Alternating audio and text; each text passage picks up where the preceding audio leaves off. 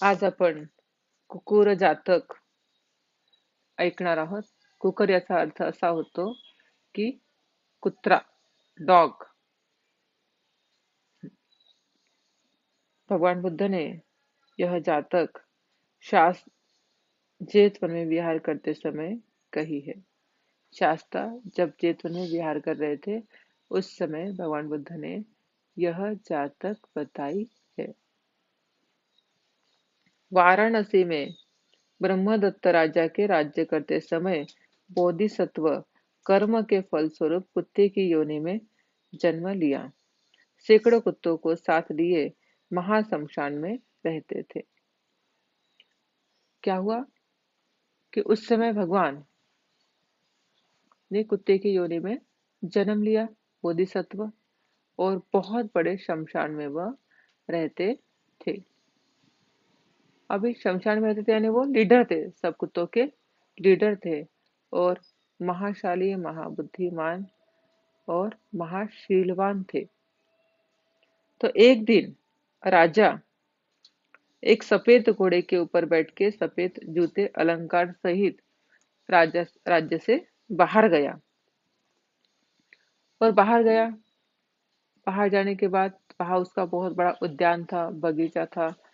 बगीचा में वो घूमा और फिर शाम को लौट आया राज्य में.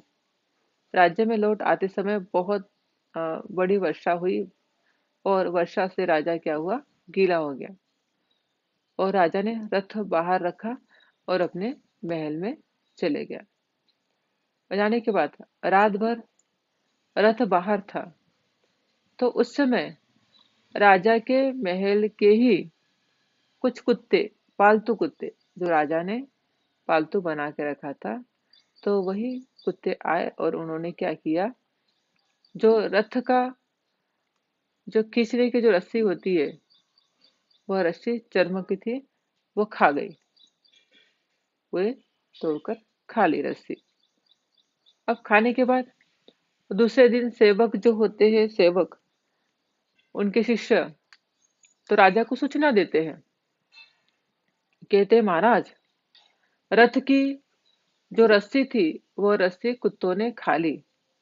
और राजा तो गुस्सा होता है कि मेरा इतना अच्छा रथ था और यह रथ की रस्सी कुत्तों ने खा ली. तो राजा गुस्सा करता है और गुस्से में आकर वह सैनिकों को आज्ञा देता है, कहता है कि सारे कुत्तों को मार डालो. जो कुत्ता दिखाई देगा सारे कुत्तों को मार डालो. अभी जिसकी गलती नहीं वो तो मारा जा रहा है और जिसकी गलती है वो तो महल के अंदर बैठे हुए हैं. तो जो जो कुत्ते दिखाई देते लोग उसको मारते, सैनिक उसे मारते. तो बोधिसत्व के पास सारे शहर के कुत्ते जाते शमशान में, जो शमशान शहर से बाहर होता है राज्य से. और वहां जाके उसे कहते हैं कि हमें बचा लो, क्योंकि राजा ने आज्ञा दी है कि कोई भी कुत्ता बचना नहीं चाहिए, क्योंकि उसकी रथ की रस्सी वह कुत्ते ने खा ली और राजा हमें मरवा रहा है ताकि हमारी कोई भी उसमें गलती नहीं है. तो फिर बोधिसत्व कहते हैं कि ठीक है, मैं तुम्हारी रक्षा करूंगा, तुम्हारी कोई गलती नहीं है, तो इसीलिए, लेकिन जब तक मैं वापस नहीं आता तब तक तुम यही रहना शमशान में. तो बोधिसत्व ध्यान करते हैं और अपनी पारमिताओं का स्मरण करते हैं और कहते हैं कि मैं राज्य में जा रहा हूँ, मेरा रक्षण होना चाहिए, किसी ने मुझे मारना नहीं चाहिए. तो इस प्रकार बोधिसत्व अपने ध्यान से और पुण्य पारमी से रक्षित होकर राज्य में प्रवेश करते हैं और प्रवेश करने के बाद महल में जाते हैं. तो महल में जाने के बाद राजा के सैनिक उसे देखते हैं तो वह तुरंत जाके क्या करता है, राजा के चेयर के नीचे जाके छुप जाता है. सैनिक उसे निकालने के लिए कोशिश करते, वो नहीं बाहर आता है. फिर राजा कहता है छोड़ दो, वो कुत्ता अपने आप बाहर आ जाएगा. तो बोधिसत्व बाहर आते हैं और बाहर आने के बाद ने कहते हैं कि महाराज, मैं इसीलिए आया हूँ क्योंकि सारे कुत्तों की गलती नहीं है, लेकिन जिसकी गलती है उसको दंड नहीं दिया जा रहा है और जिसकी गलती नहीं है उसको मारा जा रहा है। ये अन्याय है, आप धर्म के अनुसार राज्य नहीं कर रहे हैं। तो जिसकी गलती है आप उसी को ही दंड दे। तो कहता है तुम्हें कैसे पता?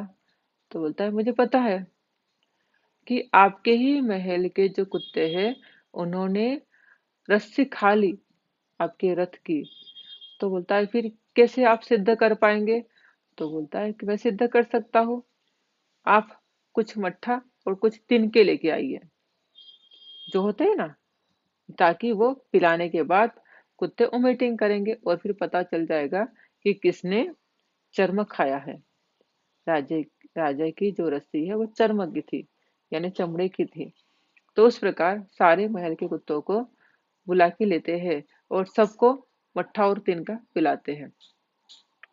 और जिसने जिसने वह चर्म खाया उसने वोमिटिंग किया, और वोमिटिंग करने के बाद उनके पेट से वो चर्म बाहर निकल के आ गया। फिर राजा को पता चला कि सच में बोधिसत्व जो कुकुर है वह सही बोल रहे हैं, और उस प्रकार बोधिसत्व की बात मानते हैं राजा और उन कुत्तों को दंडित करते हैं और बोधिसत्व को सफेद छत्र से सम्मानित करते हैं।